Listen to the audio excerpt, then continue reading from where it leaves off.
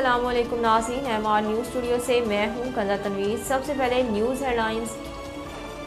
Governor Punjab Umar Sarfraz Cheema کا کہنا ہے کہ مجھے ایک صوبیدار اور 4 جوان مہیا کر دیں تو میں وزیر اعلیٰ پنجاب حمزہ شہباز کو گرفتار کر کے جیل میں ڈلوا دوں۔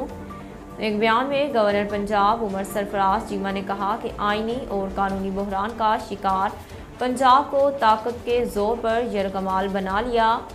عمر سرفراز چیمہ نے کہا کہ بڑی سیاسی جماعتوں کی خاموشی انتہائی تشویشناک ہے۔ وزیر اعلیٰ بننے کے لیے حمزہ شہباز فارمولہ قابل قبول ہے تو باقی صوبے اپنی فکر کریں، ایسے تو پھر عوام بھی اپنے وزیر اعلیٰ سندھ ہوں گے۔ انہوں نے کہا کہ میں نے سیاسی جدوجہد کے دوران ہمیشہ نیوٹرل امپائر کا مطالبہ کیا۔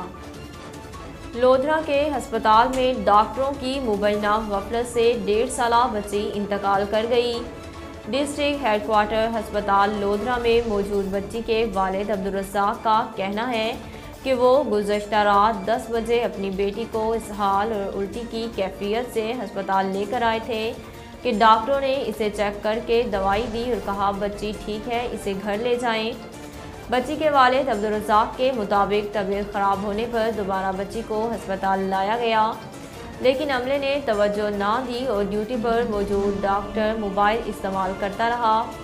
بچی کے والد عبدالرزاق نے الزام لگایا کہ ڈاکٹروں کی مبینہ غفلت اور لاپرواہی کی وجہ سے ان کی بیٹی فوت ہوئی ہے۔ مسلم لیگ قواف کے رہنما مونس الہی کا کہنا ہے کہ جب شریفوں کو فائدہ ہونا تو رات کے وقت بھی عدالتیں لگ جاتی ہیں اور جب ان کے خلاف کوئی کیس آ جائے تو سال لگ جاتے ہیں لیکن فیصلے نہیں ہوتے، اس پر حیرت ہوتی ہے۔ مونس الہی کا کہنا تھا کہ وہ MNAs جنہوں نے ووٹ ہی نہیں دیا، الیکشن کمیشن نے ان کو پہلے نوٹس دے کر بلایا، مگر جہاں MNAs MPAs ووٹ ڈالا اور پارٹی لائن کی مخالفت کی، اس کو آگے لے گئے۔